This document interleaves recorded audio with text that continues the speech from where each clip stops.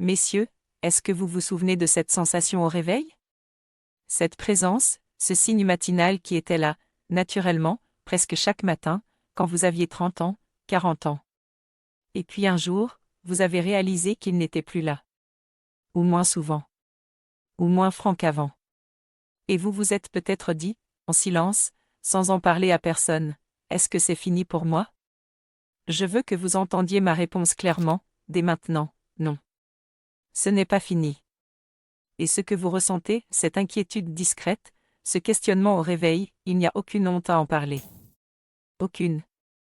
C'est même l'un des sujets dont je parle le plus souvent en consultation, avec des hommes brillants, actifs, qui ont une vie pleine, et qui arrivent dans mon cabinet avec cette question qu'ils n'osent formuler qu'à voix basse.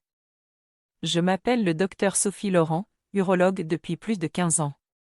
Et aujourd'hui, je veux vous expliquer quelque chose que personne ne vous a probablement jamais dit aussi directement, l'érection matinale n'est pas qu'un phénomène anodin. Ce n'est pas un détail. C'est un baromètre. Un indicateur précieux de ce qui se passe au fond de votre corps, votre circulation, vos hormones, votre système nerveux. Et quand ce signal disparaît ou s'affaiblit, ce n'est pas juste l'âge qu'il faut accepter. C'est votre corps qui vous envoie une information. Une information que l'on peut lire, comprendre, et sur laquelle on peut agir. Des millions d'hommes en France traversent cela après 50 ans. Vous n'êtes absolument pas seul. Et nous allons résoudre cela ensemble, de façon simple et naturelle. Mais laissez-moi d'abord vous expliquer pourquoi ce signe du matin est si important. Parce que comprendre, c'est déjà agir. Pendant votre sommeil, et particulièrement pendant les phases de sommeil profond, votre corps fait quelque chose de remarquable. Il teste son propre système vasculaire. Il envoie du sang vers les tissus érectiles, plusieurs fois par nuit, comme pour vérifier que tout fonctionne, que les vaisseaux sont souples, que la pression est bonne, que les nerfs transmettent correctement les signaux. L'érection matinale que vous constatiez au réveil, c'était la trace de ce travail nocturne. La preuve que la tuyauterie fonctionnait bien. Pensez avec moi à un réseau d'irrigation dans un jardin. La nuit, quand tout est calme, la pression dans les tuyaux est optimale. L'eau circule librement, atteint chaque recoin. Le matin, si vous ouvrez le robinet, l'eau jaillit naturellement, avec force. Mais si les tuyaux sont rétrécis, abîmés, si la pression a chuté pendant la nuit, l'eau arrive à peine. Le jardin ne reçoit pas ce dont il a besoin. Et le matin, rien ne jaillit. C'est exactement cette image-là qui décrit ce qui se passe dans le corps masculin après 50 ans quand ce signe matinal disparaît. Alors qu'est-ce qui change, précisément? Il y a 3 mécanismes silencieux qui s'érodent progressivement avec l'âge, et que je vois systématiquement chez mes patients dans cette situation. Le premier, c'est la production d'oxyde nitrique. Le deuxième, c'est le niveau de testostérone libre dans le sang. Et le troisième, c'est ce que l'on appelle l'élasticité vasculaire, la capacité de vos vaisseaux sanguins à se dilater rapidement et suffisamment pour permettre une érection de qualité. Ces 3 éléments ne s'effondrent pas du jour au lendemain. Ils baissent lentement, sur des années, sans que vous vous en rendiez compte vraiment. Et un jour, vous faites le lien.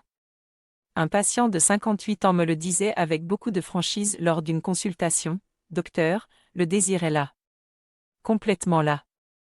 Mais le corps ne suit plus. » Et c'est exactement cela. Le désir et la mécanique sont 2 choses distinctes.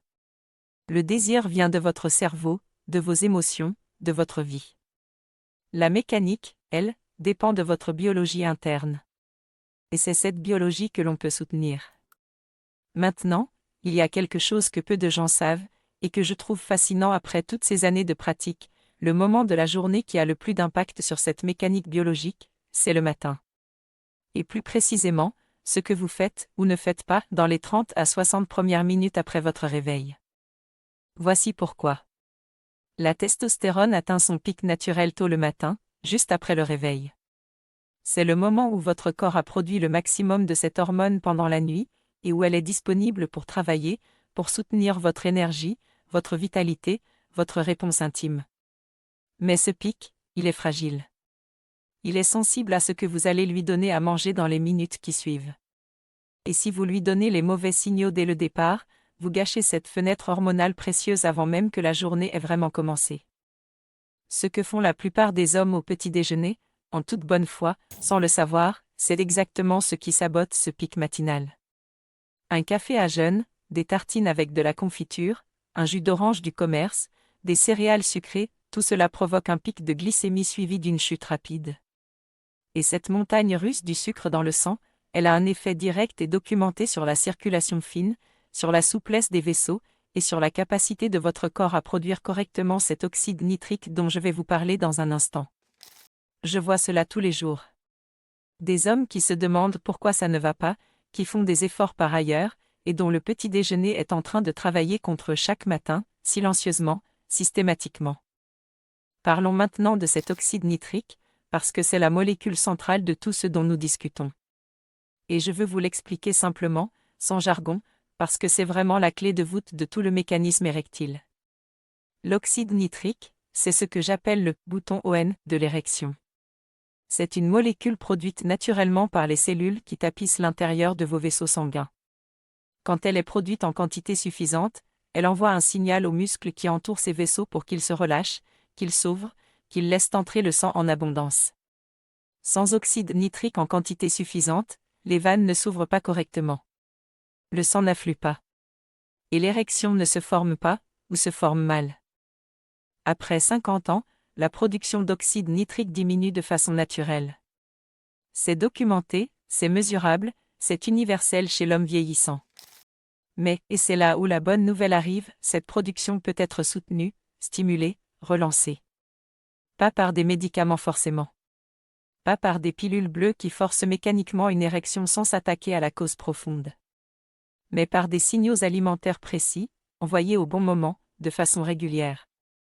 Et je vais vous dire quelque chose que la médecine conventionnelle ne vous dit pas assez souvent, parce qu'elle est souvent pressée, parce que les consultations sont courtes, parce que la pilule est plus rapide à prescrire qu'à expliquer la nutrition vasculaire. Les médicaments pour l'érection, et je ne dis pas qu'ils n'ont pas leur place, ils en ont une, dans certains cas, mais ils ne réparent pas la cause. Ils contournent le problème le temps d'une prise. Ils ne restaurent pas la production d'oxyde nitrique. Ils ne réparent pas l'élasticité vasculaire. Ils ne rééquilibrent pas la glycémie matinale. Souvenez-vous que tout ce que je vous partage ici ne remplace pas une consultation médicale personnalisée. Si vous avez des symptômes qui vous inquiètent, consultez votre médecin ou votre urologue. Mais ce que je vais vous montrer aujourd'hui, c'est comment travailler en amont. Comment créer les conditions internes pour que votre corps retrouve, progressivement, sa propre capacité à répondre. Et cela commence par 2 ou 3 gestes simples, le matin, avec des ingrédients que vous pouvez trouver dans n'importe quel supermarché français pour moins de 5 €. Maintenant que vous comprenez ce qui se passe dans votre corps, maintenant que vous voyez pourquoi ce signe du matin n'est pas une fatalité mais un signal sur lequel on peut agir, laissez-moi vous montrer exactement ce que nous pouvons faire pour changer cela, concrètement, dès demain matin. Mais avant, il y a des erreurs très courantes, très bien intentionnées, que la plupart des hommes commettent chaque matin sans s'en rendre compte, et qui sabotent tout le reste avant même que la journée commence. Et c'est ce dont nous allons parler maintenant. Alors parlons de ces erreurs. Parce qu'elles sont au cœur de tout. Et je veux commencer par celle qui me surprend encore, après toutes ces années de consultation, tant elle est répandue et tant ses effets sont sous-estimés. La première erreur, c'est le café à jeun. Je sais ce que vous allez me dire. Docteur, mon café du matin, c'est sacré. C'est mon rituel, c'est ce qui me lance la journée. Et je vous entends. Je suis française, je comprends parfaitement ce que représente ce premier café du matin. Mais laissez-moi vous expliquer ce qui se passe réellement dans votre corps quand vous buvez ce café avant d'avoir mangé quoi que ce soit. À jeun, la caféine provoque une libération de cortisol, l'hormone du stress, qui est déjà naturellement élevée au réveil. Quand vous ajoutez ce stimulus supplémentaire sans tampon alimentaire, vous créez un pic de stress hormonal qui a 2 effets très concrets sur votre système vasculaire. D'abord, une vasoconstriction, vos vaisseaux sanguins se resserrent légèrement, ce qui est exactement l'opposé de ce dont vous avez besoin pour soutenir une bonne circulation érectile. Ensuite, une perturbation du pic de testostérone matinal, ce pic précieux dont je vous parlais tout à l'heure, qui se trouve en quelque sorte court-circuité par cette montée de cortisol. La correction est simple. Pas besoin de supprimer votre café. Prenez-le avec quelque chose, ou après quelque chose. Un petit aliment protecteur avant, quelques noix, une demi-tranche de pain complet, même un carré de chocolat noir à plus de 70%. Ce simple changement de séquence modifie complètement l'impact du café sur votre système hormonal matinal. Le café n'est plus un choc. Il devient un stimulant doux, bien accompagné. Mais ce n'est pas la pire erreur. La pire, c'est ce que j'appelle le sucre invisible du matin. Pensez avec moi à ce petit déjeuner très classique, très français, que beaucoup d'hommes prennent chaque matin sans y réfléchir. Un jus d'orange, pressé, du commerce, ou même, sans sucre ajouté, des tartines avec de la confiture ou du miel, peut-être des céréales présentées comme complètes ou équilibrées sur la boîte. Ce petit déjeuner-là, il semble raisonnable. Il semble sain. Mais biologiquement, ce qu'il fait à votre glycémie dans les 30 minutes qui suivent, c'est une montagne russe. Le sucre entre massivement dans le sang. L'insuline monte en flèche pour le gérer. Et cette hyperglycémie rapide, même temporaire, même non diabétique, a un effet direct et documenté sur les cellules qui tapissent vos vaisseaux sanguins, ces mêmes cellules qui produisent l'oxyde nitrique dont je vous parlais. Le sucre en excès les abîme. Il réduit leur capacité à produire cette molécule essentielle. Et quand l'oxyde nitrique baisse, les vaisseaux érectiles reçoivent moins bien le signal d'ouverture. Le mécanisme se grippe, doucement, répétition après répétition, matin après matin. Je le constate tous les jours. Des hommes qui mangent correctement, selon les standards habituels, mais dont le petit déjeuner travaille contre leur vitalité masculine depuis des années, sans qu'ils le sachent. La solution n'est pas de supprimer tout plaisir. C'est de rééquilibrer. Ajouter des fibres, du pain complet réel, pas du pain demi blanc déguisé. Ajouter des protéines, des œufs, du fromage, des oléagineux. Ces éléments ralentissent l'absorption des sucres, stabilisent la glycémie et protègent ces précieuses cellules vasculaires. Le résultat, 6 à 8 heures plus tard dans la journée, et progressivement le matin au réveil après quelques semaines de constance, c'est une circulation plus fluide, des vaisseaux mieux entretenus, et un mécanisme érectile qui reprend progressivement ses droits. Et maintenant, je veux vous parler de l'ajout qui fait vraiment la différence. Celui que je recommande à mes patients depuis plusieurs années, et dont les retours me surprennent encore par leur régularité. C'est une boisson simple, préparée en moins de 2 minutes, avec des ingrédients que vous trouverez dans n'importe quelle épicerie ou supermarché français pour quelques euros. Et je vous demande de la prendre 15 à 20 minutes avant votre petit déjeuner, avant même votre café, pour laisser ces composés actifs commencer leur travail dans un système encore à jeune et donc particulièrement réceptif. Voici ce dont vous avez besoin. Une tasse d'eau tiède, pas bouillante, tiède, entre 40 et 50 degrés. Une cuillère à café de gingembre frais râpé, ou à défaut une demi-cuillère de gingembre en poudre de bonne qualité. Une pincée de cannelle, une vraie pincée, modeste. Et une petite cuillère de miel brut, non pasteurisé si possible. Vous pouvez ajouter le jus d'un demi-citron frais si vous le souhaitez, et c'est même conseillé pour la richesse en vitamine C qui soutient la paroi vasculaire. Mélangez, laissez infuser 2 ou 3 minutes, et buvez doucement. Maintenant laissez-moi vous expliquer pourquoi cette combinaison précise n'est pas un hasard, et ce qu'elle fait dans votre corps. Le gingembre, d'abord. C'est l'un des vasodilatateurs naturels les mieux documentés que nous ayons. Il contient des composés actifs, les gingérols et les chogaols, qui aident directement les vaisseaux sanguins à se relâcher, à s'ouvrir, à laisser le sang circuler plus librement. Et cette action vasodilatatrice, elle est particulièrement précieuse le matin, au moment où vous voulez activer ce mécanisme circulatoire plutôt que de le bloquer avec un café à jeun et du sucre rapide. Le gingembre crée les conditions opposées, il ouvre, il fluidifie, il prépare le terrain. La cannelle, ensuite. Elle a une propriété remarquable que la recherche a bien documentée ces dernières années, elle aide à réguler la glycémie. Elle ralentit l'absorption des sucres au niveau intestinal et améliore la sensibilité des cellules à l'insuline. En pratique, cela signifie que même si votre petit déjeuner contient des glucides, la cannelle prise en amont va atténuer ce pic glycémique que je vous décrivais. Elle protège indirectement ces cellules vasculaires productrices d'oxyde nitrique de l'agression du sucre. Et le miel brut, enfin.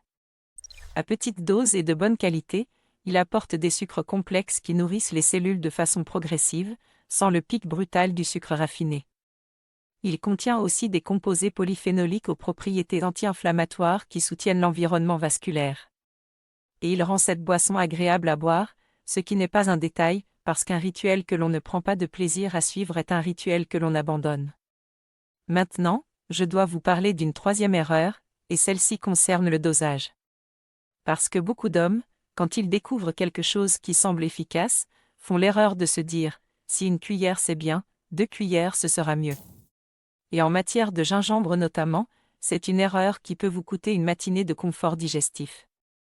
Le gingembre à haute dose peut irriter la muqueuse gastrique, provoquer des brûlures d'estomac ou des nausées, particulièrement à jeun et particulièrement chez les hommes qui ont un estomac sensible. Une cuillère à café de gingembre frais râpé, c'est la dose juste. Pas plus. Et si vous débutez et que vous êtes sensible digestivement, commencez même par une demi-cuillère la première semaine, le temps que votre corps s'y habitue. De même, si vous êtes sous traitement anticoagulant, si vous prenez des médicaments pour la tension artérielle, ou si vous avez un diabète diagnostiqué et traité, parlez de ce rituel à votre médecin avant de l'intégrer. Ces ingrédients sont naturels, mais naturel ne signifie pas neutre pour tout le monde, et la prudence est toujours de mise. Cela ne remplace pas un suivi médical personnalisé. Mon rôle est de vous donner des outils, pas de me substituer à votre médecin. Pour la grande majorité des hommes en bonne santé générale après 50 ans, cette boisson matinale est parfaitement bien tolérée et peut s'intégrer facilement dans le quotidien. Voici maintenant comment construire une routine matinale complète, simple, qui prend moins de 5 minutes et qui prépare votre corps pour la journée entière. Au réveil, avant tout le reste, avant votre téléphone, avant votre café, votre boisson gingembre-cannelle. 15 à 20 minutes plus tard, votre petit déjeuner. Et ce petit déjeuner, idéalement, il ressemble à ceci, des œufs sous n'importe quelle forme, ou du fromage, ou des oléagineux, quelque chose de protéiné qui ancre la glycémie. Du pain complet en petite quantité si vous aimez le pain. Des fruits frais entiers plutôt que du jus, parce que le fruit entier contient ces fibres, qui ralentissent l'absorption du sucre naturel. Et votre café, maintenant, accompagné, pas à jeun. Puis, si c'est possible, et je sais que les matins sont souvent chargés, 10 minutes de marche légère. Pas une séance de sport intense, pas besoin. Juste marcher.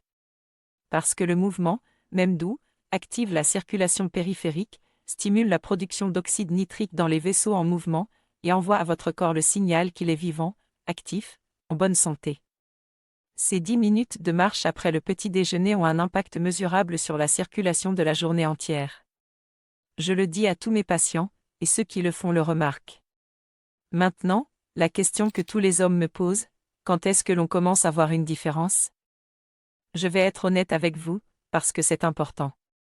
Les premiers jours, vous ne sentirez probablement rien de spectaculaire. Votre corps reçoit de nouveaux signaux, mais il a besoin de temps pour les intégrer, pour recalibrer ses équilibres internes. Ne vous découragez pas. Ce serait comme planter des graines et revenir le lendemain matin en vous étonnant qu'il n'y ait pas encore de fleurs. Entre le 7e et le 14e jour pour la majorité des hommes, quelque chose commence à changer. Une légère amélioration de l'énergie matinale. Un réveil un peu plus alerte. Et pour certains, pas tous, pas immédiatement, mais pour beaucoup, un retour progressif de ce signe matinal. D'abord partiel, intermittent, puis de plus en plus régulier au fil des semaines. J'ai un patient, 62 ans, qui était convaincu que c'était définitivement terminé pour lui. Il me disait avec résignation, « Docteur, ça fait 3 ans.